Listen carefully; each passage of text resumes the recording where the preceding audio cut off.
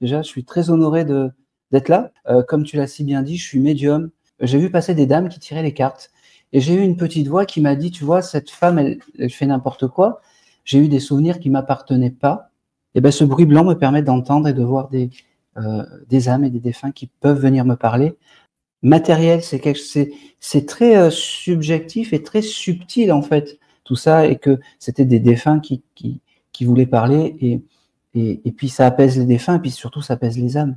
Ma mère m'a dit qu'elle faisait beaucoup de rêves prémonitoires. Ma grand-mère faisait des prières pour enlever le feu, le zonaïte, et barreuse de feu, on appelle ça. Mais tout ça, c'était un peu secret et tabou. On n'en parlait pas dans la famille.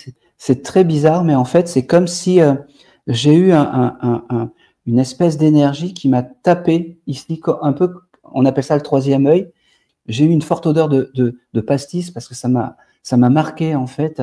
L'âme était partie donc d'un cancer du foie. Cette odeur qui est venue. Avec le temps, en fait, je les vois comme je te vois, comme toi et moi, un souffle, une sensation, une odeur. Chaque défunt, en fait, a j'allais dire, une empreinte digitale un peu céleste. Il y a des défunts qui vont venir que par la vision. Ce dauphin, ce fameux dauphin, c'était l'âme avait nagé une dernière fois avec les dauphins de demande en mariage, où l'âme m'a fait mettre à genoux une âme d'un défunt naturiste, en fait, qui s'est présenté à moi, et il était juste venu, en fait, avec son tablier, et je le voyais les fesses à l'air, en fait. Mais des expériences comme ça, j'en ai plein, et j'ai un grand avantage, c'est que j'oublie beaucoup, et heureusement pour moi. Bonjour tout le monde et bienvenue sur Histoire et Révélation. Aujourd'hui, je vous propose une plongée hors du commun. Une rencontre qui, je vous le promets, ne vous laissera pas indifférent. Est-il réellement possible de communiquer avec les morts? Est-ce un mythe, une illusion ou une réalité que nous refusions parfois de regarder en face? Mon invité, Aaron Vial, affirme avec sincérité et humilité qu'il parle avec les défunts. Ancien restaurateur sur le port de Nice, sa vie a basculé pendant le confinement, lorsqu'une voix intérieure l'a poussé à acheter un tarot de Marseille. Puis, des messages lui proviennent, des souvenirs, des noms, des émotions qui ne lui appartiennent pas. Dans cet entretien, nous allons retracer son parcours, explorer sa médiumnité et peut-être vivre ensemble une expérience inédite. Aaron ne prétend pas détenir la vérité absolue. Il ne cherche pas à convaincre. Il transmet. Ce soir, il nous ouvre la porte. Aaron, merci d'être là. Juste avant de commencer, est-ce que tu pourrais te présenter un peu plus en détail? Ah bah, avec grand plaisir, et bonsoir, bonsoir à toi de m'inviter sur ta chaîne Histoire et Révélation. Merci beaucoup. Déjà, je suis très honoré d'être là. C'est important de le dire, et c'est important, c'est très gratifiant pour moi parce que tu laisses la parole à des chemins qui sont pas, j'allais dire, on va dire, c'est bien de voir les chemins de traverse, parce que les chemins de traverse, déjà, c'est plutôt pas mal, on va dire. Alors, je vais me présenter. Moi, je m'appelle Aaron. Comme tu l'as si bien dit, je suis médium. J'étais restaurateur sur le port de Nice, dans un petit restaurant qui fonctionnait plutôt bien. J'avais pas de soucis dans ce restaurant. J'allais dire, c'était une autre vie. Je faisais la fête, je chantais. C'était un petit restaurant à tapas. Tout était beau dans le meilleur des mondes. Et puis arrive le Covid, et cette épreuve où le monde est un peu, j'allais dire, en mode pause. J'ai pris du temps pour moi, parce que inconsciemment, j'étais dans les tumultes d'une vie assez soutenue par la restauration, et j'ai fait un régime. J'ai pris le temps pour moi, et je me suis mis sur les réseaux sociaux, et sur les réseaux sociaux, hasard ou pas, j'ai vu passer des dames qui tiraient les cartes. Et j'ai eu une petite voix qui m'a dit, tu vois, cette femme, elle fait n'importe quoi. C'était une voix pensée, j'appelle ça. À l'époque, je l'ai nommé mon Jiminy Cricket.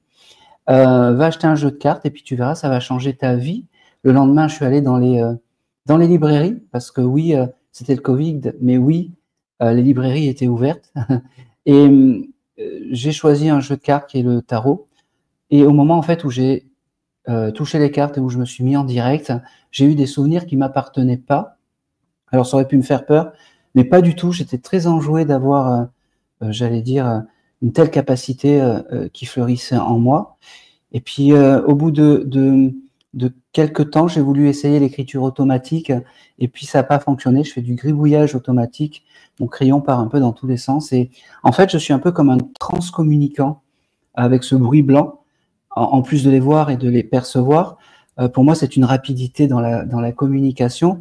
Et ben, ce bruit blanc me permet d'entendre et de voir des âmes et des défunts qui peuvent venir me parler grâce à ce crayon. Voilà. Yes, ok.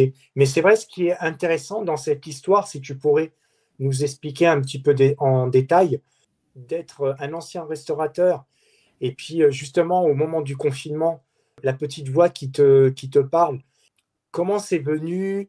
Est-ce que tu as fait quelque chose de particulier? Est-ce Ah que c'est oui? venu d'un seul coup?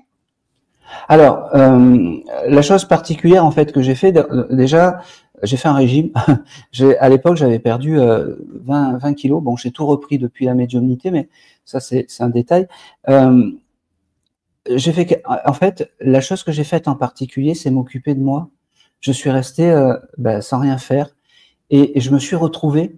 Et parce que je faisais rien et parce que j'étais j'allais dire, en communion avec moi-même, est apparu tout ça. Je l'ai pas. C'est vraiment quelque chose que je n'explique pas. C'est pas quelque chose que qui est, j'allais dire, qui est matériel. C'est très subjectif et très subtil en fait tout ça. Et puis je me suis pas trop posé de questions en fait. Je me suis laissé un peu, j'allais dire, guider et embarquer dans la transmission des messages. Et pour moi, c'était essentiel, en fait. C'était essentiel. Et j'ai pas eu peur ou je me suis pas posé la question à dire est-ce que c'est des âmes bien, mal. Non, non, je me suis pas posé la question. Et puis après, avec l'expérience, je me suis rendu compte que c'était plutôt positif, tout ça, et que c'était des défunts qui voulaient parler. Et puis ça apaise les défunts, et puis surtout, ça apaise les âmes.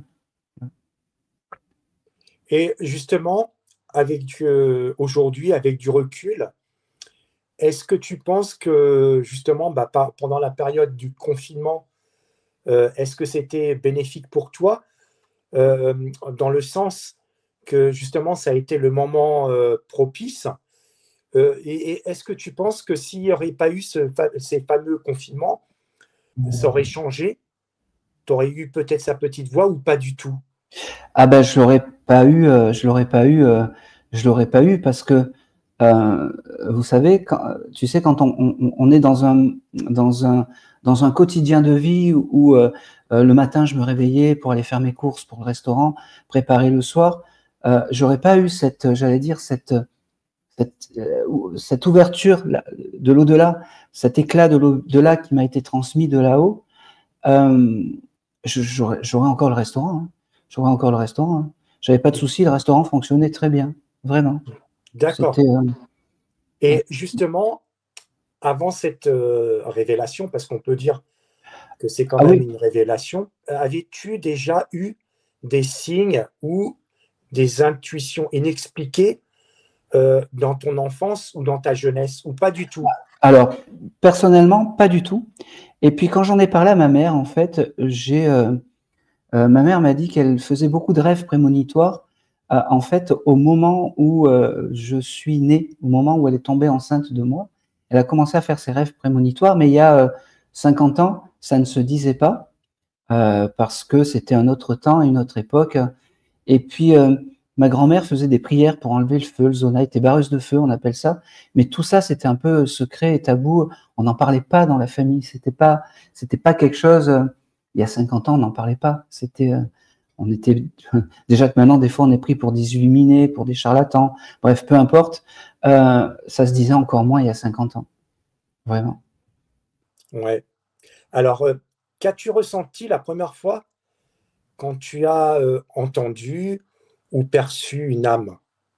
Alors, c'est très bizarre, mais en fait, c'est comme si j'ai eu une espèce d'énergie qui m'a tapé ici, un peu, on appelle ça le troisième œil, qui s'est tapé comme ça, en fait, et j'ai mon corps qui est parti en tachycardie, comme si tout le corps vibrait, en fait, avec un espèce de, comme si je reprenais mon souffle, je sais pas, c'est très bizarre, en fait, et c'est là où je me suis retrouvé. Alors, ça a été l'espace de quelques secondes, je me rappellerai toujours, c'était un repas de famille, et j'ai eu ce moment où j'ai eu une forte odeur de pastis, parce que ça m'a marqué, en fait, et où l'âme était partie donc d'un cancer du foie, on va nommer la maladie d'un cancer du foie, parce qu'il buvait trop de pastis. Ça, et c'est venu, en fait, d'abord son dernier repas de famille, comme ça a tapé, j'ai eu la vision, et après j'ai eu cette odeur qui est venue. Est-ce que tu peux nous expliquer justement comment tu les perçois justement ces défunts? Alors, avec le temps, en fait, je les vois comme je te vois comme toi et moi. Je les sens comme ça dépend. En fait, des fois, ça peut être un souffle, une sensation, une odeur.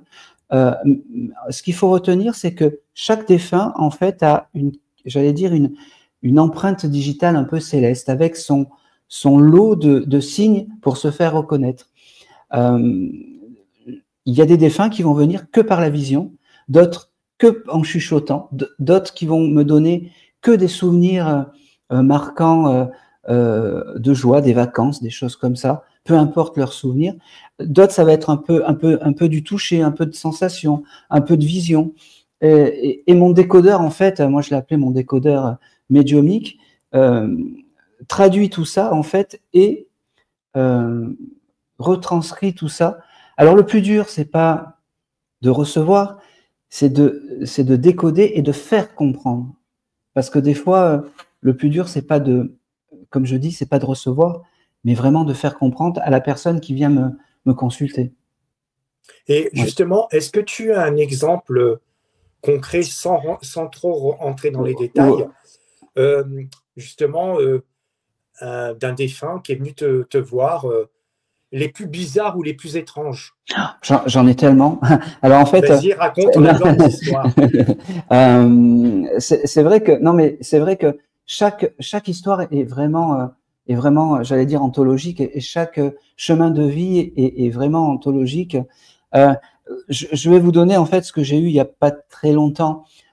J'ai une âme qui vient me voir et qui me fait percevoir en fait que la séance se termine, et puis je regarde mon dessin, et je vois dessiner un dauphin dessus. Et avec le temps, j'ai appris à donner tout ce qui peut, j'allais dire, tout ce que je peux recevoir. Et en fait, ce dauphin, ce fameux dauphin, c'était l'âme avait nagé une dernière fois avec les dauphins et m'avait fait dessiner le dauphin. J'ai eu aussi des cas de demande en mariage où l'âme m'a fait mettre à genoux pour un mariage qui avait été promis à une personne qui était en séance publique. Ben l'âme m'a fait mettre à genoux et m'a fait faire une demande en mariage un peu, j'allais dire, comme ça, spontanément. Qu'est-ce que j'ai eu d'autre aussi? Ah si, euh, j'ai eu je le raconte dans le livre, j'ai eu une âme d'un défunt naturiste en fait qui s'est présenté à moi, où il était en fait il était sculpteur ou peintre, je sais plus, sculpteur ou peintre, qui faisait de l'art en tout cas, et il était juste venu en fait avec son tablier, et je le voyais les fesses à l'air en fait, voilà, parce qu'il était naturiste, et chez les naturistes en fait on les appelle les cul nus, et pour se faire comment dire, reconnaître, il parle un peu j'allais dire en symbole et tout ça, et donc il était le cul nu, voilà, tout simplement. Mais des expériences comme ça, j'en ai plein, et j'ai un grand avantage, c'est que j'oublie beaucoup, j'allais dire, et heureusement pour moi, les consultations. C'est-à-dire que une heure après, je sais plus ce que j'ai dit. Là, c'est des faits marquants parce qu'il y en a quelques-unes qui ressortent, mais sinon, je me souviens plus. Et heureusement, parce que sinon, ça serait. Et justement, quels sont justement les défunts que tu rencontres? Est-ce que c'est des personnes qui viennent te voir en consultation? Est-ce que c'est de la famille, des amis? Est-ce que tu peux nous expliquer un petit peu ce contexte, dans quel milieu ces défunts apparaissent pendant une séance? Alors, ça dépend. J'ai des défunts qui étaient très familles et qui vont me montrer. Je vais prendre un cas d'aujourd'hui. J'ai un papy qui est venu et qui m'a montré que la famille, que les préparatifs du mariage de sa petite fille, parce que c'était comme ça. Parce qu'en fait, pour le grand-père, c'était important de montrer tous les préparatifs. Il m'a montré le château avec ses grandes pelouses, la colombe, le petit. C'est marrant parce qu'il avait un petit mouchoir en papier qu'il fallait que la mariée ait sur lui. Et puis il y a des défunts qui n'aimaient pas trop la famille ou les choses comme ça, et qui me montrent en fait d'autres lieux, d'autres endroits, d'autres, j'allais dire, d'autres signes de reconnaissance qui sont pas en lien avec la famille. Mais souvent, j'ose dire qu'il faut régler les choses avant, parce que souvent, quand il y a des disputes ou des dissonances avec la famille, souvent l'âme ne vient pas et on ne sait pas pourquoi. C'est un peu, j'allais dire, les griefs d'aujourd'hui sont les griefs un peu dans l'au-delà aussi. C'est pour ça qu'il faut tout dire et dire les je t'aime, parce que quand on est de l'autre côté, c'est plus compliqué. Et justement, en termes de défunts, est-ce que ça t'est déjà arrivé d'avoir des défunts qui sont des malfrats, ou vraiment tu as ressenti ouais. un peu... Alors, il y a plusieurs, j'allais dire, il y a plusieurs malfrats, j'allais dire, dans les défunts. Il va y avoir les malfrats qui viennent me voir en fait avec une demande de repentance pour s'excuser des papas qui étaient alcooliques et qui étaient violents avec leurs enfants, ou qui ont commis des actes, j'allais dire, un peu terribles sur la famille ou sur des personnes, et qui viennent en fait j'allais dire, avec une repentance forte. Et ça, comment dire, ça, je leur donne la parole. Et ceux qui sont du bas astral ou des choses comme ça, comme on peut appeler, ils passent pas par moi. Pour l'instant, j'ai jamais eu ça, et je ne veux pas. Voilà. Quand un défunt, j'essaie que quand un défunt vient me voir, ou j'allais dire une âme ou un esprit vient me voir, en fait, je veux qu'il ait déjà quelque chose à dire et que ça apaise. Un contact défunt, il faut que ça apaise et le défunt et surtout le participant ou le consultant qui vient me voir. Ça, c'est très important. C'est très, très important.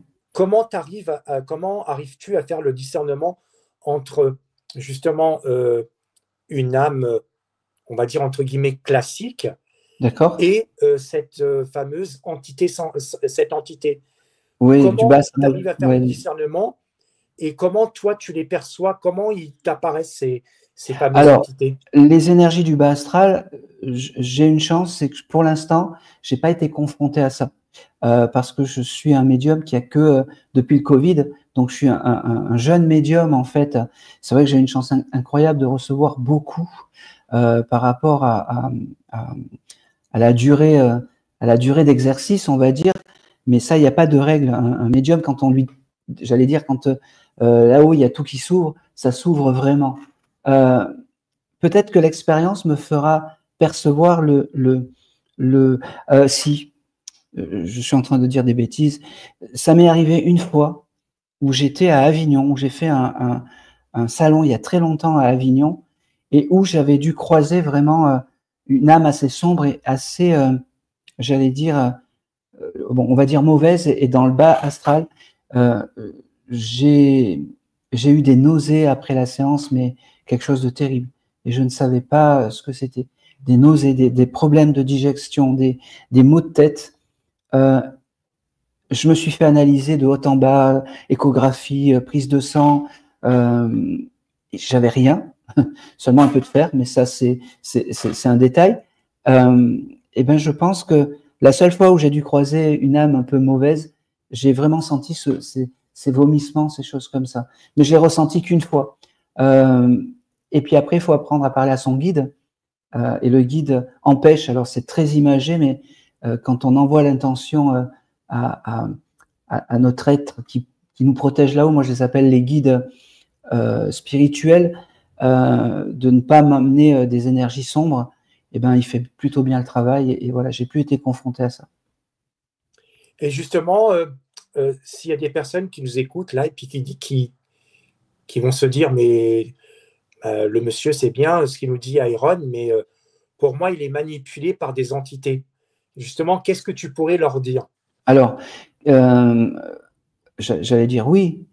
Si j'avais été manipulé par des entités, j'aurais, par exemple, j'aurais reçu une mamie et puis dire à cette mamie, par exemple, si elle a perdu un époux ou un mari ou peu importe, ou un papa, à dire que le papa, il est à côté, qu'il n'est pas contente d'elle, quelqu'un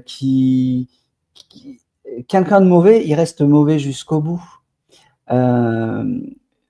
Il va dire que, je sais pas moi, il va dire que des horreurs ou des méchancetés, des choses comme ça. Et après la séance, ça va être plus perturbant. Je pense pas que je sois manipulé par des énergies négatives. Quelle serait, allez, pourquoi une énergie négative viendrait me voir pour rassurer et apaiser un cœur? Non, il faudrait que ça soit tout le contraire. Voilà.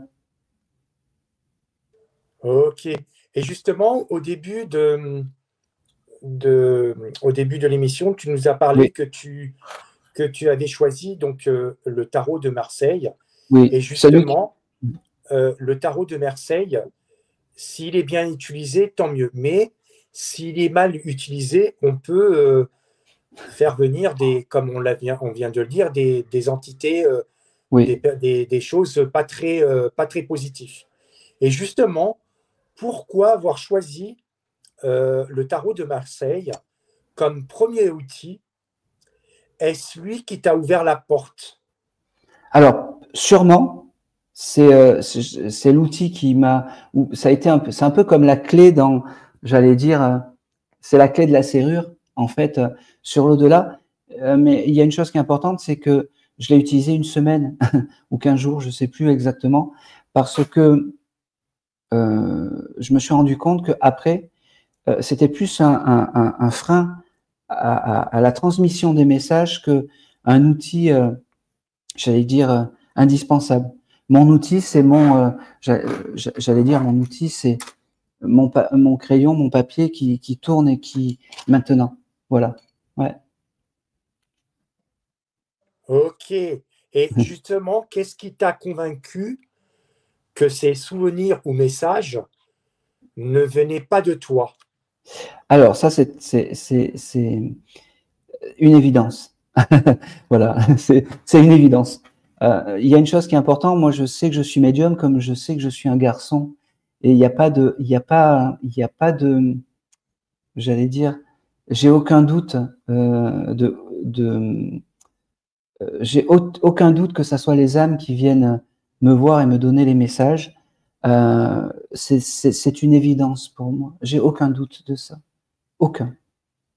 Ok. Et justement, à quel moment tu t'es dit, je suis médium?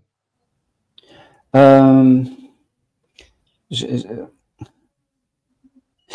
moment où j'ai pris la décision vraiment de vendre le restaurant, et pour la petite anecdote, quand j'ai décidé de vendre le restaurant, je vais te la raconter parce que j'avais réuni tous les papiers et j'avais un rendez-vous en fait avec l'agent immobilier. Et puis l'agent immobilier était fermé et puis je m'arrête prendre un café à côté de l'agence immobilière et je raconte mon histoire un peu parce que j'avais choisi un agent immobilier à côté du restaurant et on se connaissait tous, on a papoté du Covid, des choses comme ça.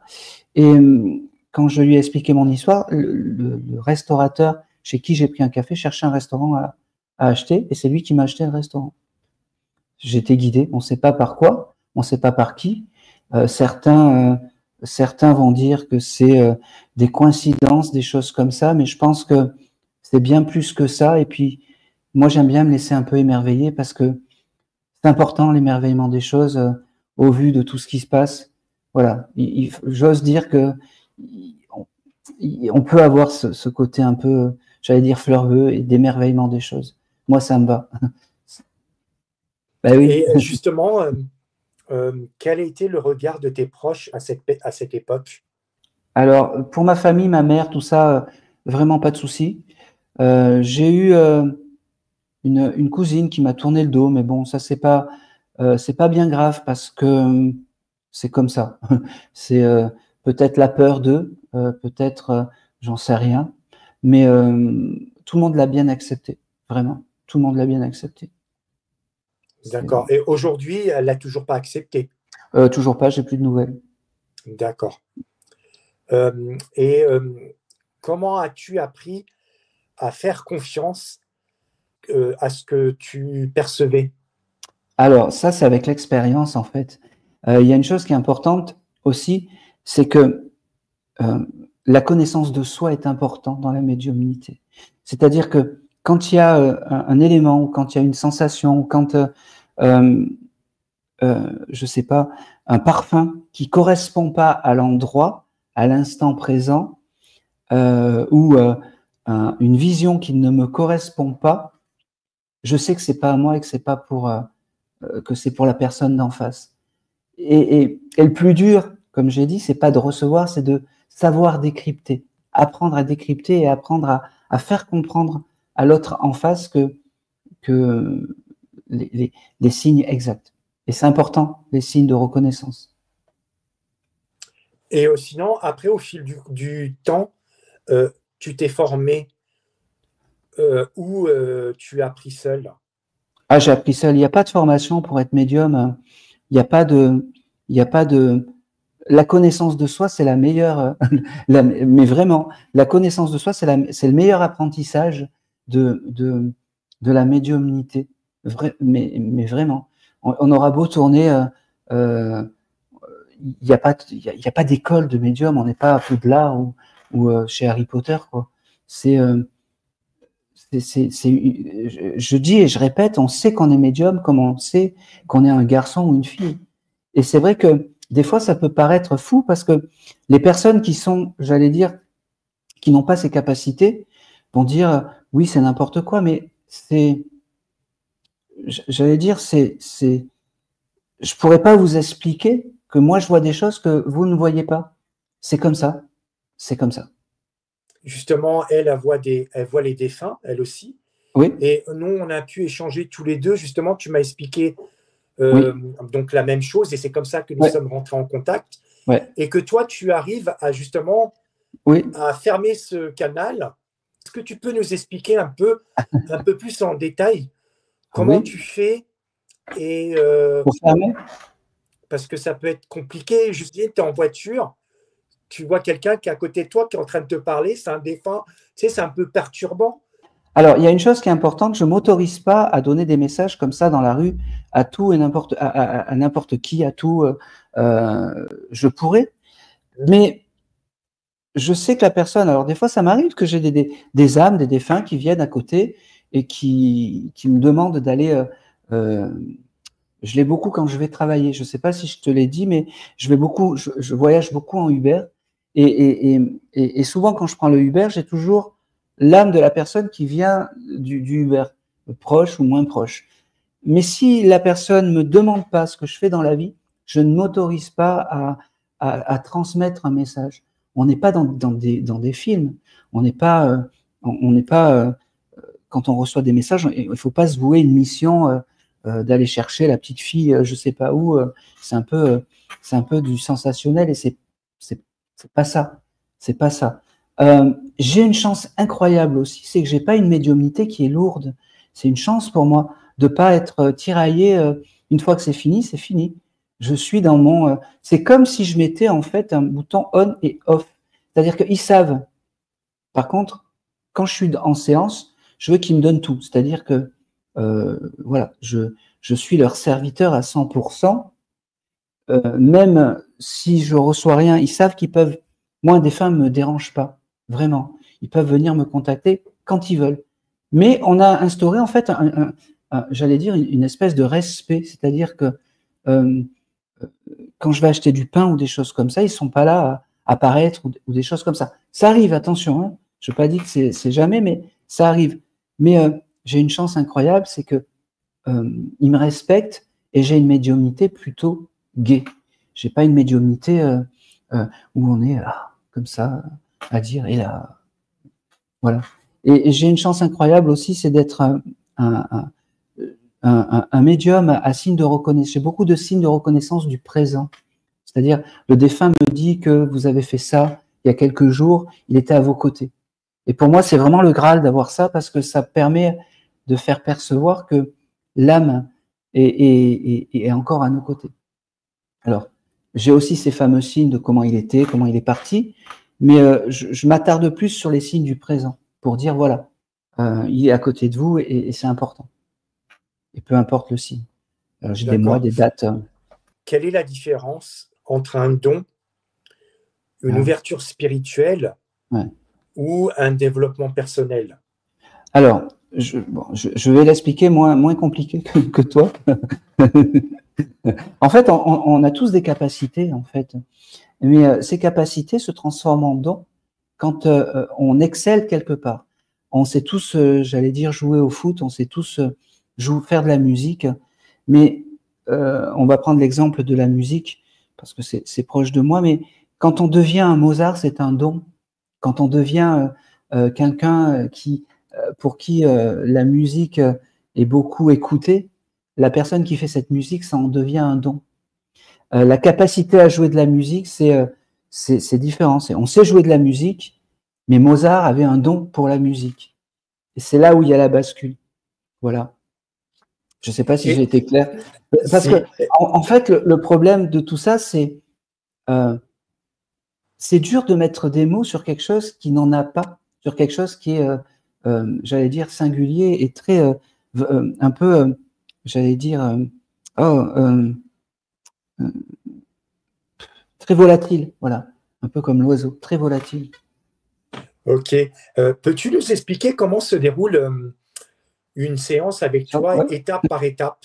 Alors, déjà, moi j'aime bien avoir avant le rendez-vous un petit, j'allais dire un petit blabla où j'explique comment se passe une séance. Je dis toujours que quand on vient me voir, il y a plusieurs choses qu'il faut savoir. C'est d'accepter les messages, d'accepter en fait que l'âme peut vous donner des choses qui vont grincer un petit peu, ça peut arriver, d'accepter qu'il puisse y avoir plusieurs âmes, surtout qui peuvent venir nous voir, ça c'est important. On attend, alors je privilégierai toujours l'âme désirée, ça c'est important, mais il peut y avoir en plus j'allais dire un oncle, un frère qui vient et qu'on n'attend pas en fait, et qui est là, et ben on prend le message parce que c'est vraiment important. Et puis d'accepter que s'il se passe rien, c'est pas grave, on revient. Un contact défunt, faut pas oublier que c'est 3 protagonistes, c'est eux là-haut, vous et moi.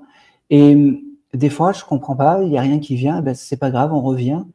Et puis ça veut pas dire que c'est votre faute, ça veut pas dire que c'est la mienne, ça veut dire que le jour J, ben il y a rien et c'est comme ça, c'est pas grave. Il y a pas de malédiction ou de choses un peu, j'allais dire. Il y a pas de malédiction, c'est ça que je veux dire. C'est pas votre faute ou que l'âme ne vous aime pas. C'est juste pas le moment. Et des fois, quelques jours après, on refait la séance et c'est fabuleux parce qu'on a tous ces signes, on a tous ces moments magiques, un peu comme une grâce divine. Et puis après, on prend rendez-vous. Alors, j'ai une chance parce que peut-être pas pour les personnes qui me consultent, il y a un petit peu d'attente. J'ai pratiquement 1 an d'attente pour venir me voir. L'attente aussi, ça permet de créer quelque chose, de dire, voilà, quand on a le rendez-vous, eh bien, on créer cette envie et penser que je vais être en fait un peu l'outil, un peu comme un WhatsApp entre 2 mondes en fait. Et ce qui est important aussi pour moi, c'est de venir enjouer et en jouant, c'est-à-dire d'être heureux et content d'avoir un message d'un être cher, un peu parti à l'autre bout du monde, et puis moi je vais être leur voix. Pour faire simple, en fait, c'est comme si je je rapportais cette parole qui était perdue de l'homme. Et donc, grâce à moi, il y a ce lien, en fait. Quand tu as terminé une séance, Oui, toi, comment tu te sens? vidé. Vidé. C'était très énergivore. Alors, tout à l'heure, je parlais de régime, mais je mange énormément et j'ai besoin de manger énormément après les séances.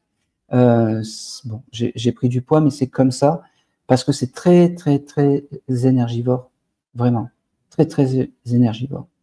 D'accord. Et justement, tu peux, par jour, tu peux consacrer combien de séances? Alors, moi déjà, il faut savoir que je consulte que 2 jours par semaine et je prends entre 6 et 6 à 8 consultations par semaine, pas plus. Je vais pas au-delà parce que déjà les week-ends, je suis dans les aides d'associations d'aide au deuil où je fais des lectures publiques avec une assemblée de plusieurs, j'allais dire de plusieurs participants qui viennent accueillir des messages.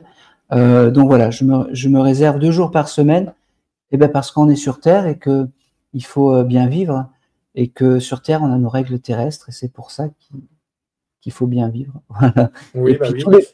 tous les week-ends, je donne ces dons. Alors c'est vrai qu'il y a des personnes qui diront que un don ça ne se matérialise pas, mais de tout temps on s'échangeait des choses. Et ben là l'échange actuel c'est de l'argent. Donc voilà, je prends mes 2 jours pour transmettre, j'allais dire pour moi, et tous les week-ends dans les associations d'aide au deuil où je suis pas rémunéré du tout. Voilà, c'est important. En quoi reconnaît-on qu'un message vient d'un défunt et non d'une autre imagination ou de l'inconscience? Alors, ça, très honnêtement, je ne vais pas pouvoir te l'affirmer parce que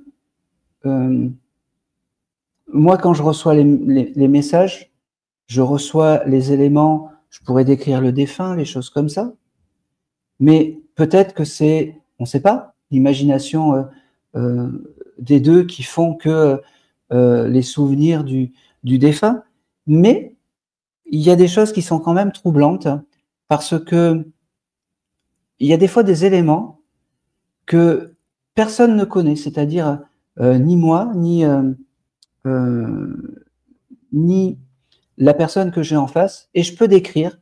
Donc l'âme me donne plein de choses qui n'est pas validé le jour J, voilà, et qui est validé en fait quelques temps plus tard parce que personne ne sait tout ça, voilà. Alors moi, quand tout à l'heure je dis moi je sais pas les éléments, bah oui, ça c'est normal, je sais. Quand, après on va dire oui, il a fait un lapsus, il connaît, des fois il connaît les éléments. Non non, quand la personne vient me voir, je sais rien. Donc moi je sais rien, la personne en face ne sait pas, et j'ai cette énergie qui vient et qui me donne des éléments très troublants j'allais dire qu'on valide quelques semaines après parce que c'est un tel qui a vécu ça. Voilà. C'est vraiment la seule.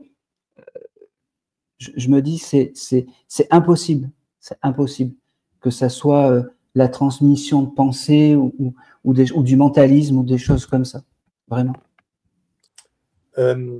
Quelle est ta posture face aux gens en deuil profond? Comment ne pas en faire trop ou pas assez? Alors, déjà, je me suis fait la limite de ne pas prendre, j'allais dire, des consultants. Je ne les prends pas au-delà d'une fois par an. C'est-à-dire, les personnes qui viennent me voir, c'est 1 an et demi, 2 ans, pas, pas, pas, pas en dessous. Parce que il faut pas que ça soit une addiction et je ne veux pas avoir une quelconque, j'allais dire, putain, ça me gratte, une quelconque domination sur qui que ce soit, vraiment. Parce que c'est pas le but, c'est pas le but du tout d'être là et de dire euh, il n'est pas bien, il faut que vous reveniez dans quelques semaines. Non, si vous revenez, c'est que j'ai pas vu grand-chose et que je suis pas satisfait de la séance. Et là, oui, on reprogramme une deuxième séance, mais attention, la deuxième séance, n'est pas payable en fait. C'est parce que quand on vient me voir, en fait, c'est important de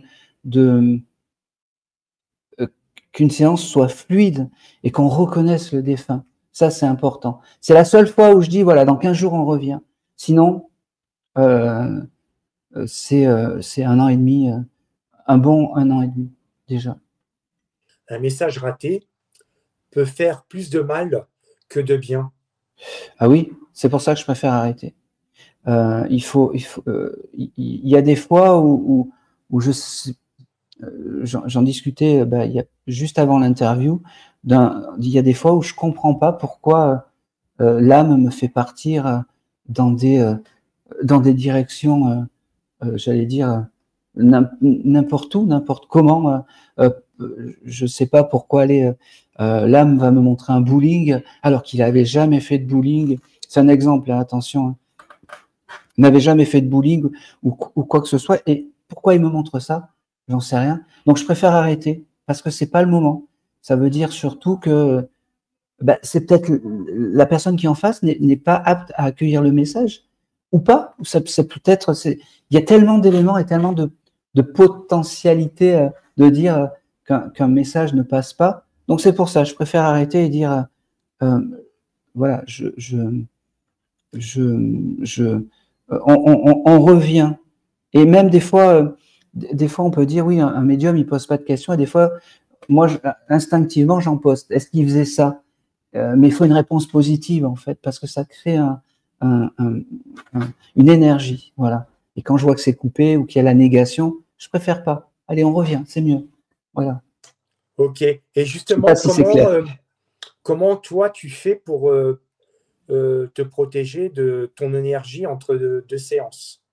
Alors, tout le monde, il y a vraiment une chose, je me protège pas en fait. Je me prends une bonne douche après, c'est tout. D'accord.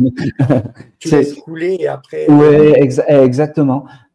Très sincèrement, je pense que l'au-delà, c'est beaucoup plus simple que ce qu'on veut penser et que ce qu'on veut, j'allais dire, que ce qu'on vit. Je pense que c'est pas très français là, comment je parle, mais c'est pas grave. L'homme se complique beaucoup l'au-delà. Je pense sincèrement que c'est beaucoup plus simple que tous ces cérémonials et tous ces danser à la pleine lune avec de la sauge ou des choses comme ça. Simple, vraiment simple. Parce qu'au plus, c'est en fait, c'est très simple. Il faut le prendre un peu comme le carbone. Le carbone, quand il est complètement dissocié ou complètement comme ça, c'est du charbon. Et quand il est bien aligné, c'est un diamant. Et je pense que l'au-delà, c'est pareil. Il faut que ça soit simple et droit au but, comme les Marseillais. Droit au but. Voilà. Est-ce qu'il t'est déjà arrivé de ressentir que certaines personnes venaient chercher du pouvoir ou du contrôle ou bien de la dépendance? Parce que c'est vrai, à force de faire des séances, on peut devenir dépendant. Oui, je refuse. J'ai déjà eu, pourtant, des cas compliqués. Hein. Je peux le raconter, une maman qui vient pour son fils qui est parti d'un accident et qui vient me voir une fois, et puis la séance se passe mais merveilleusement bien. C'est-à-dire que l'âme, je me suis rendu compte que quand l'âme n'a pas le temps de souffrir, les messages sont beaucoup plus, j'allais dire, criants de vérité. C'est un peu comme les personnes qui mettent fin à leur jour, j'allais dire, volontairement. C'est l'âme, j'ai des détails qui sont juste absolument fantastiques. Et la maman, en fait, m'appelle 2 mois après et me dit est-ce qu'on peut recommencer une séance? Et je lui dis non, non, c'est pas possible. Même si c'était fabuleux, gardez ça en tête, je ne veux pas. Je ne veux pas. Je ne veux pas que vous ayez une quelconque dépendance envers moi, même si ça a été fabuleux et même si ça a été magique sur ce moment-là. Et cette dame m'a fait, j'allais dire, réservée par quelqu'un d'autre avec un autre nom, et est venue au cabinet et je l'ai refusé, parce qu'on ne doit pas avoir de dépendance. J'ai dit, si vous voulez avoir un rendez-vous, c'est dans 1 an et demi, et je vous prendrai avec plaisir. Voilà. Il faut laisser vivre, en fait, j'allais dire, il faut laisser vivre, en fait. Il faut faire un peu de chemin pour que l'âme ait quelque chose à dire aussi. Après, l'âme, elle n'a plus rien à dire, à part dire, voilà, t'as pris ton café ou des choses comme ça. C'est pas intéressant. Où places-tu la limite entre accompagnement spirituel et thérapie psychologique? Oh, c'est une belle question, mais je pense très sincèrement que nous, on est un peu les médecins de l'âme, hein. On est un peu les médecins de tout ce qui est un peu, j'allais dire, pas visible. Mais j'aime pas le terme de médecin parce que je suis pas médecin, je suis pas docteur en fait. Je pense que c'est différent en fait. C'est comme, j'allais dire, on peut aimer, j'allais dire, allez, je vais pas prendre, on aime les jus de fruits et on peut aimer le jus de kiwi et le jus de pastèque ou le jus d'abricot. On est tous, on guérit tous quelque chose, on essaye d'apaiser, mais c'est pas pareil en fait. C'est pas pareil. Ça, je pense très sincèrement que, par exemple, comme une dame qui a perdu son enfant, et il y en a beaucoup, je pense qu'il faut un suivi psychologique, ça c'est essentiel, mais il peut y avoir cette cerise sur le gâteau pour au moins faire percevoir à la maman que l'âme de son enfant, ce qui est dégueulasse quand on perd un enfant d'un accident de voiture, va bien et réparé. Ça apaise. C'est un peu le petit chose en plus. C'est un peu le petit chose en plus. Mais on aura beau dire, on se remet pas j'allais dire, d'un deuil. On vit avec. Mais quand on est sur Terre, quand on est, il faut accepter le départ, l'arrivée et le départ. C'est comme ça. Tu nous as expliqué que l'âme te parle, elle te montre des images. Ou des sons.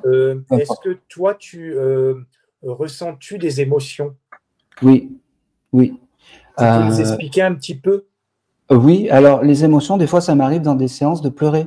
Pas de pleurer, mais d'avoir ces moments, en fait, un peu, ouais, émotionnels, de sentir peut-être des mots, de sentir des émotions de mélancolie, de choses comme ça. C'est les émotions du défunt.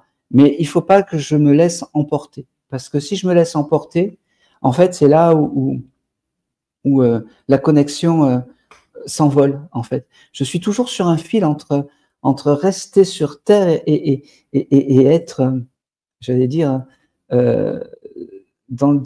là-haut. Et l'espèce de petit chemin que je prends chaque fois, c'est super compliqué pour pas trébucher, pour pas redescendre, en fait. Ouais. Et puis des fois, il y a des défunts qui veulent prendre la place, un peu comme on appelle ça l'incorporation. Alors ça, pareil, je ne veux pas parce que, bon, des fois on choisit pas, mais ils sont très gentils. Ils veulent, est-ce qu'on peut prendre la place 5 minutes. Alors c'est très gentil, très courtois, mais je ne veux pas. Voilà, je le ferai peut-être plus tard, mais pour l'instant c'est pas mon chemin. Je préfère maîtriser mon corps et c'est un peu pour ceux qui connaissent pas l'incorporation, c'est comme dans Ghost où l'âme rentre dans le médium. Voilà. Tu expliquais que tu arrivais justement à fermer ce verrou, oui. Ne plus avoir de communication. Aussi bien d'un autre côté, tu peux l'ouvrir quand tu veux. Ah, c'est pas fermé, c'est juste qu'il. Oui. Très honnêtement, oui. Oui. Bon, l'image est bien en fait, mais oui. Alors, c'est très aléatoire. Il y a des moments. Il y a quelque chose qui est fou, c'est que je ne peux pas écouter des vidéos de médiumnité. C'est comme si ou des interviews avec des médiums. C'est comme si leur énergie, clac, il y a tout qui s'ouvrait. Et là, je me sens en tachycardie, les choses, il y a tout qui vibre, un peu, il y a tout qui vibre encore plus. Voilà. D'accord. C'est comme ça. Donc, en gros, si tu pouvais, mais on va pas le faire, on va pas le faire maintenant. Si non. Tu peux ouvrir un canal. Oui. Moi qui suis en face de toi, oui. Tu aurais pu oui. avoir des informations pour moi. Oui, exactement. Alors pour toi, en fait, je vais pas pousser parce qu'en fait, j'ai eu ma journée et c'est très compliqué de canaliser quand on a une journée. Et j'ai pas envie, comme je dis toujours, j'ai pas envie de faire de l'à peu près. Mais pour toi, tu vois, dès que je t'ai vu apparaître, c'est comme si tu avais des énergies assez féminines. C'est comme si l'énergie féminine de l'autre côté et l'énergie de la femme, c'est comme si c'était des lignées de femmes, en fait, là-haut. Et c'est comme ça. Et on va dire que il faut que tu te serves de cette énergie un peu très féminin pour demander les choses comme ça, en fait. Voilà. T'as tapé dans le mille. Eh ben, Je le savais un petit peu. Tu as vraiment tapé dans le mille. oui, mais c'est important et cette énergie un peu féminine qui est ce qu'il y a de fou, c'est qu'en plus, j'arrive pas à donner en fait un âge à ces dames. C'est comme si elles avaient toutes le même âge. C'est fou. Ouais. Mais c'est un peu comme ça. Moi, j'avais juste le mois de janvier. Ça te parle, toi? Bah, mois de janvier, j'ai ma sœur qui est née au mois de janvier. Bah oui, bah c'est la même grand-mère ou la même maman ou dans les On a la lignées même féminines. mère. Oui, bah oui, mais c'est important. C'est important. C'est bien. C'est pas l'homme qui a vu l'homme qui a vu l'ours. Non. Bah, il y a C'est des... déjà eu. Bah, c'est intéressant parce que chez moi, je suis le seul garçon. Je suis entouré de filles. Oui. Et comme par hasard, je suis au milieu. Donc, je regarde à gauche ou à droite et il y a des femmes à côté de moi. Bah oui, oui, et là-haut, c'est pareil. Dans l'au-delà, c'est pareil. C'est des énergies féminines. Je sais pas, et c'est des énergies très maternelles. Alors, je sais pas si ta maman est là. J'ai Ma pas mère, elle est l'info. encore vivante, mais Oui, j'avais ma grand-mère, j'étais très proche d'elle. ouais. Bah, je l'aimais beaucoup, hein, ma grand-mère. Mm. Et puis, j'avais aussi j'avais une tante aussi. C'était Et ma tu vois, deuxième maman. eh ben oui, bah voilà. Parce que j'allais te dire, j'ai des énergies très féminines autour de toi et très maternelles. C'est comme si tout le monde s'entraidait. C'est comme si c'était une grande communauté, en fait. Et c'est comme ça. C'est comme Ouais, ça. bah oui. Et justement, peut-être tu sais ou tu sais pas, est-ce que se passe-t-il, selon toi, juste après la mort physique? Juste après, eh Ouais. ben, il y a l'au-delà, tout simplement. Moi, j'ai eu des cas de d'âmes qui sont venues me voir quelques heures après la désincarnation. Ça peut arriver. Est-ce que tu arrives à expliquer que certaines âmes reviennent souvent et d'autres jamais? Alors ça, c'est l'inexplicable. C'est un peu, j'allais dire, le grand point d'interrogation. J'ai eu une dame, oh, eh ben, je vais raconter l'histoire. J'ai eu une dame qui a perdu sa maman à 15 ans et n'a jamais eu de message pendant, elle avait 80 ans, la dame, donc ça fait un paquet d'années. Et elle venait régulièrement à des soirées, à des après-midi où elle attendait un message de sa maman. Et elle n'a jamais eu de message. Jamais. Sauf une fois où je lui transmets un message et je lui dis, voilà, j'ai votre maman qui est là, je lui donne ses signes de reconnaissance.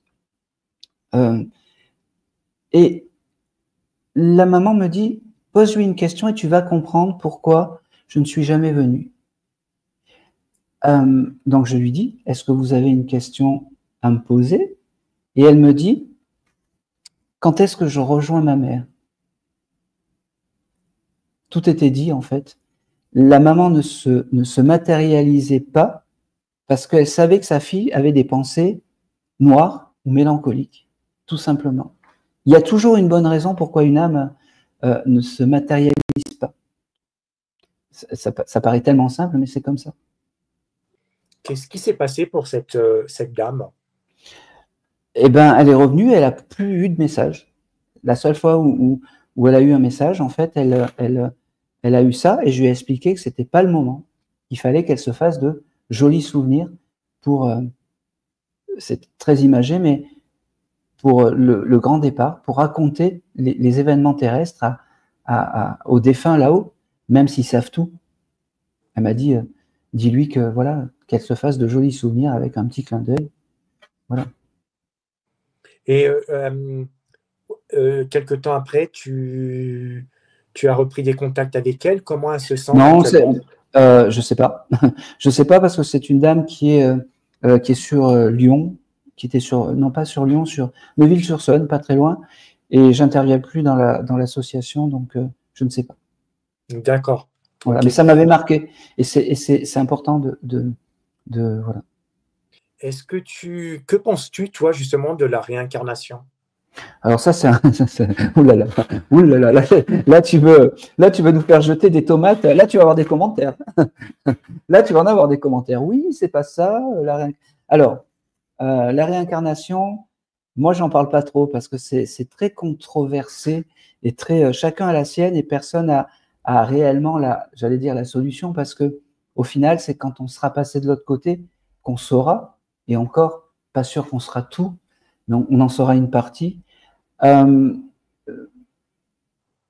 pour la réincarnation, je vais me lancer un petit peu. Je sais que je vais m'attraper encore des commentaires un peu, peut-être pas, mais c'est ma version à moi. Et vraiment, je tiens à préciser que c'est ce qui m'a été rapporté par les âmes et les défunts. Et j'ose croire ce qu'ils viennent me raconter. Je pense que la réincarnation, c'est quand une âme n'a plus rien à attendre. C'est-à-dire quand elle passe dans l'oubli, quand la famille l'oublie. Et quand cette âme est oubliée, qu'est-ce qu'elle fait? Elle se cherche une autre famille et se réincarne. Voilà. Après, on va dire, il y a toujours les exceptions qui confirment les règles, les choses comme ça. C'est pour ça que, avant toutes mes séances, il est important, et je le répète, n'oubliez pas n'oubliez pas vos aînés, n'oubliez pas vos défunts, parce qu'au final, ce qu'ils sont, c'est nous plus tard. Et on serait tellement, j'allais dire, tellement fiers et tellement honorés de savoir qu'il y a des gens qui pensent à nous sur Terre, qui nous donnera la force, en fait, d'attendre et de les attendre. Voilà. Et si on n'a plus rien à attendre, on se trouvera une autre famille. C'est ma version. Et très bien, parce que c'est vrai qu'on est ici, on ne peut pas savoir ce qui se passe de l'autre côté. Oui. Au début, quand tu as eu ce don, est-ce que tu as déjà eu une âme qui est venue te dire, de nous parler de notre monde actuel, notre Non. mode de vie, nos erreurs? Non. Non. Non. Pas Ils du s'en tout. foutent un peu de ça, je crois. Ils sont plus dans le terrestre. J'allais dire, ils sont désenglués, dégagés. On appelle ça de toute pensée terrestre. Et peut-être que de l'autre côté, j'allais dire, ils ont d'autres problématiques, mais en tout cas, moi, peut-être qu'il y a des médiums qui le reçoivent, mais moi, je reçois pas ça. Et je leur demande pas, vraiment. Je leur demande pas. Je leur demande d'être à fond et au top quand je suis en consultation et en séance publique. Mais après, ceux qui veulent bien me donner, je le prends et c'est tout. Je suis pas. C'est terrible de dire ça, mais je suis un peu curieux, mais de ceux qui veulent bien me donner. Voilà. C'est un respect que j'ai. Comme eux, ils me respectent. J'allais dire, des fois en me laissant tranquille. Moi, je les respecte à me donner vraiment, à respecter leur silence sur certaines choses. C'est important. On a parlé d'humains. Est-ce Oui, que tu as déjà eu oui. des âmes d'animaux? Ah oui, oui, oui, j'en ai eu beaucoup. J'en ai eu beaucoup. J'ai eu des tortues, j'ai eu un lama, j'ai eu des singes, j'ai eu des marmottes, j'ai eu des dauphins, j'ai eu des rats, des hamsters, des lapins, des chats, des chiens.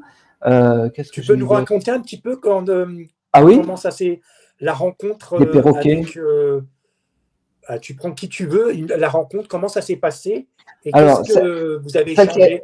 ah bah oui, celle qui a été le plus marquant pour moi, ça a été la marmotte. Alors, elle met pas le papier alu dans le chocolat ou je sais pas quoi, mais ça a été marquant parce que c'était un couple qui montait, j'allais dire qui montait en montagne chaque année et qui nourrissait une marmotte qui était, euh, ils avaient adopté une marmotte en fait, et chaque année la marmotte revenait et chaque année la marmotte savait que ce couple leur donnait à manger.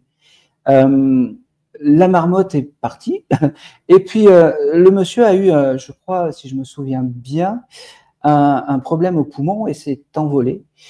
Et lors d'une séance publique, en fait, la marmotte est venue me parler en me disant qu'elle était avec, je crois que c'était Philippe, mais je me souviens plus des noms parce que j'oublie. Si je note pas au fur et à mesure, j'oublie. Et me faisait comprendre que, je vais l'appeler Philippe, et cette marmotte continuait à courir les chemins et à faire de la randonnée en montagne, un peu comme un rituel, comme si la marmotte avait été un compagnon de route et restera un compagnon de route pour pour ce monsieur Philippe. Et la dame était tellement heureuse en fait parce que cette marmotte, bon oui, il y avait la femme qui était des jolis souvenirs, mais ça a été, ça faisait partie des plus beaux jours de sa vie. Et je pense que l'esprit a gardé ça. Alors c'est très, j'allais dire, c'est très utopique, mais moi j'aime bien le prendre comme ça, un peu avec de l'utopie, et c'est magnifique. C'est magnifique. J'ai eu des tortues aussi qui étaient plus rapides qu'un lapin quand elles venaient chercher à manger. Ça, c'est très très drôle. Ça, on peut retrouver tout ça. En fait, je filme beaucoup moi mes séances publiques, donc on retrouve pas mal de choses. J'ai tout le temps un animal. J'ai tout le temps un animal. Et j'ai eu Samantha, le dromadaire, j'allais dire à Avignon. Voilà, ça a été aussi un grand moment. Des singes qui venaient s'excuser parce que ils tiraient les cheveux d'une jeune fille. Voilà. Et puis je suis sûr parce que quelle est la probabilité sur un tas de monde qui venait, qui était à Bali et qui s'était fait tirer les cheveux. Voilà. Un exemple sur un secret de famille. Alors, oui, mais je fais pas. Je fais pas, et c'est très un secret de famille. J'en ai eu un aujourd'hui, c'est marrant, mais j'en ai eu un aujourd'hui d'une dame que tout le monde pensait, j'allais dire, suicider. On va employer le terme. Et aujourd'hui, en fait, la dame m'a dit, on m'a poussé. J'ai entendu ça, on m'a poussé. Et la dame qui était là tout à l'heure avait un doute parce que c'était pas dans l'âme et l'esprit de son. Alors c'était l'arrière-grand-mère. Elle avait connu l'arrière-grand-mère. C'était pas, j'allais dire, dans la veine de son arrière-grand-mère de, de partir comme ça. Et j'ai eu ce terme de on m'a poussé. Voilà. C'était un secret de famille. Voilà. Mais après, j'évite parce que, pareil, si ça apaise, c'est bien, mais si ça n'apaise pas, non. On est bien d'accord. Et justement, selon toi, pourquoi la médiumnité dérange-t-elle autant? Alors ça, j'en sais rien. C'est vrai que la médiumnité dérange parce que on voit toujours, j'allais dire, c'est comme appeler un serrurier. Il y a plein de serruriers, c'est des arnaqueurs. Et pourtant, des fois, il y a des bons serruriers. Non, mais c'est vrai. La médiumnité, quand on pense à médiumnité, on pense à du mentalisme, j'allais dire, à des gens qui vont vous arnaquer, à profiter de la misère de l'un, de l'autre. Moi, pourquoi et comment je reçois les messages, j'en sais fichtrement rien. D'où ça vient et comment ça vient. Peut-être que dans quelques années, on va me prouver par A plus B que les messages que je recevais, c'était, il y avait un nom spécifique, mais je pense pas. Je pense très sincèrement que c'est les âmes qui viennent me parler. Ça peut pas être autrement. J'ai beau tourner, comme j'ai dit, c'est vraiment de la claire-évidence. Mais pourquoi toujours penser à mal? Pourquoi toujours penser qu'un médium est là pour arnaquer les gens, pour profiter de la misère du monde? Alors oui, il y en a, je dis pas, il y en a, mais ça, il y a des plateformes, je tairai le nom, mais où ça pullule, où il y a plein de médiums qui, le matin, j'allais dire, c'est drôle, le matin, ils trouvent une plume sur le paillasson, à midi, ils font une formation, à 13h, ils sont installés. Voilà, oui, mais après, il y a des gens qui sont très sérieux.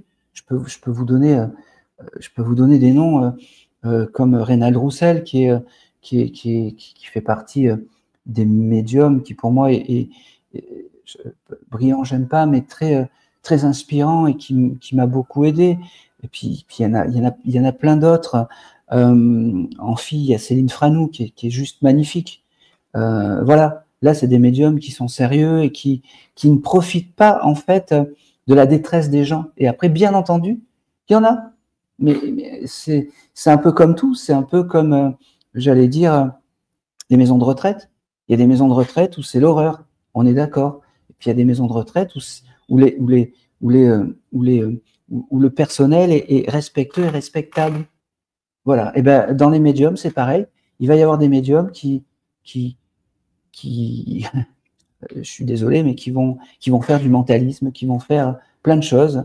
Et puis d'autres, j'espère que les personnes auront cette vision de moi, que je fais ça avec le cœur, et puis j'essaye de transmettre juste et bien, quoi. Voilà. Il y a une chose qui est importante, c'est que chaque fois que j'allais dire, un consultant, c'est arrivé peu de fois, n'est pas satisfait ou je ne suis pas arrivé à avoir le contact, j'ai toujours remboursé, ça c'est important, ou alors ils ne sont pas passés par moi, vraiment, ou ils ont tronqué la vérité, parce que moi, si on me dit, moi je vois ça, si la personne en face me dit oui, tout va bien, voilà. Donc après, quand on vient voir un médium, il faut aussi, j'allais dire, être honnête, c'est-à-dire que si en face on a quelqu'un qui teste ou qui, bien que les tests, ça me fait pas trop peur, parce que j'allais dire, des fois on est testé, ça fonctionne pas, et des fois on n'est pas testé, ça fonctionne très bien. C'est très, j'allais dire, la médiumnité, c'est une grâce, et une grâce, voilà, c'est comme ça. Une grâce, c'est une grâce. Voilà. Yes, j'ai encore 2 questions avant de Ah terminer. moi, je suis bien, j'ai mon petit. Bon, il est tard, mais j'ai quand même mon petit café. Voilà, tout va bien. Encore deux En tout cas, questions. c'est un vrai plaisir. Je te coupe, mais c'est un vrai Je te plaisir et remercie. merci à toi. C'est moi qui te remercie. Et justement, Iron, avant de terminer donc, cette interview que j'ai trouvée enrichissant et tu as apporté des réponses justement à des questions que je me posais, mais bon, je pense pas que à moi, mais à tous les éditeurs qui nous écoutent. Et justement, s'il y a quelqu'un qui souhaiterait, les personnes qui souhaiteraient rentrer en contact avec toi, comment ils peuvent rentrer en contact avec toi? Où est-ce qu'ils peuvent te suivre? Est-ce que tu as prévu de faire d'autres conférences? Oui. Est-ce que tu as prévu de faire des conférences dans des villes où est-ce que tu te déplaces? Est-ce que tu fais des salons? Est-ce que tu peux nous en dire un petit peu plus? Oui, bien sûr. Alors, je fais plus de salon parce que je suis booké jusqu'en 2027 pour mes conférences en fait, que ça soit public. Je vais passer un peu partout. En fait, je vais passer par Toulouse, je vais passer par Montpellier, je vais passer par, j'allais dire par Frontignan dans le 06. Il faudra juste regarder sur mon site internet. Je crois que c'est aronvial.com. Voilà, c'est contact défunt aronvial.com. Après, j'ai la chaîne YouTube Aaron Vial, tout simplement. Médium, je crois, il n'y a pas médium. Aaron Vial Medium, oui, c'est possible, mais je crois que je l'ai enlevé. C'est D'accord. important. Mais de toute On sait façon, que je mettrai le voilà, lien en c'est dessous de la super vidéo. gentil. Il y a une chose qui est importante, c'est juste quand si vous venez prendre rendez-vous avec moi, c'est patienter un petit peu parce que j'ai presque un an d'attente et voilà, ça mais je peux pas faire. Je privilégie en fait la qualité à la quantité de j'allais dire de consultation. Voilà. Et puis par contre, si vous voulez me retrouver sur les conférences publiques, ça sera un grand bonheur, vraiment. C'est un grand bonheur et toutes les personnes qui me suivent ou qui, j'allais dire, qui sont fidèles ou qui regardent un peu tous mes interviews, merci à elles parce que ça fait plaisir quand je reçois le matin des petits mots, des merci à vous, des choses comme ça. J'en ai des tonnes et des tonnes et des fois j'ai pas le temps. C'est pas que j'ai pas le temps, c'est que il y a des mots où j'ai pas le temps de remercier, mais en tout cas le cœur y est et j'essaye de tout faire moi-même en fait, de prendre chacun d'entre vous pour j'allais dire euh, pour répondre à tout le monde, mais des fois c'est pas évident. Ça, j'allais dire ça bug un peu, mais voilà, il faut juste avoir un peu de patience et un petit peu, insister un petit peu. Voilà. Après il y a tous mes coordonnées sur le site internet. Voilà. Et en général, à mes invités, Oui. je leur laisse le mot de la fin. Ah ben c'est bien. Je te laisse le mot de la fin. Eh ben, c'est super gentil. Ben, merci à toi. Alors, il y a une chose que j'ai pas présentée aussi, c'est le livre. J'ai eu une chance incroyable aussi, c'est d'écrire un livre aux éditions Exergue, Trait Daniel exactement. Je voulais remercier tout le monde et je voulais surtout remercier toutes les personnes qui se le sont procurées et les personnes qui vont se le procurer parce que c'est un éclairage en fait sur beaucoup de questions que vous vous posez sur les signes, pourquoi, comment. Le mot de la fin, ça serait de dire ne regrettez rien, faites les choses avant le grand départ, parce qu'après c'est un peu plus compliqué de se dire je t'aime, c'est un peu plus compliqué d'ouvrir ses sentiments. Je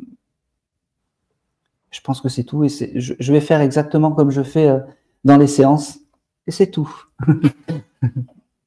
Et moi j'ai trouvé intéressant parce que c'est vrai que on était rentré en contact, parce que moi j'avais vu une de tes interviews sur Red to Cheyenne, où tu avais fait justement cette interview-là. Et je voulais déjà te remercier d'avoir accepté mon invitation. Ben, c'est normal. C'est normal. Et puis, pourquoi c'est vrai que c'est intéressant d'aborder ce sujet parce que moi, je l'avais déjà abordé. Je connais pas mal de médiums. J'avais invité pas mal de médiums.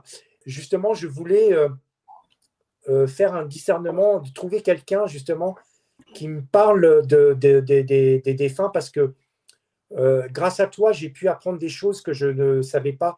Parce que comme je te l'avais expliqué, je connais quelqu'un qui voit des défunts et malheureusement, elle n'a pas la technique de savoir comment couper ce fameux canal où elle n'a pas envie de… Et des fois, ça peut être très compliqué. Ah oui, oui, oui. Ah, mais c'est compliqué pour. C'est ce que j'ai dit. Moi, j'ai une chance incroyable d'avoir une médiumnité qui est pas lourde, qui est pas. Je suis pas au prix ou carrément, j'allais dire, je suis pas. C'est une chance d'avoir une légèreté sur la médiumnité. Et c'est aussi peut-être pour ça que je reçois, j'allais dire, autant, parce que tu sais, j'ai remarqué aussi que ces énergies un peu, tu sais, un peu comme dans le gospel, un peu d'alléluia, de choses comme ça, d'être enjoué et enjouant, et ben c'est là où l'énergie est la plus belle, et c'est là où je reçois le mieux. Et c'est aussi peut-être pour ça que j'ai pas tous ces problèmes de bas astral, de choses comme ça. Voilà. Mais tu sais, le mot de la fin, ça pourrait être ça. Tu sais, Picasso, il disait qu'il dessinait comme un enfant. Moi, j'ai pris la décision de transmettre comme un enfant. Et voilà. Et c'est tout. Yes. Merci beaucoup. Merci à toi. N'oubliez pas de partager la vidéo et de liker. Je vous dis à très bientôt. Passez une bonne soirée. Et puis, merci à toi, Aaron. Merci à toi. Porte-toi bien. Je te dis à très bientôt. Tu restes quelques minutes avec moi? Ah ben, avec grand plaisir. À très vite. Chers amis et fidèles spectateurs, si vous aimez ce que vous voyez sur ma chaîne et que vous souhaitez me soutenir, vous pouvez maintenant contribuer en faisant un petit don. Cela m'aidera à améliorer mes vidéos. Merci pour votre contribution.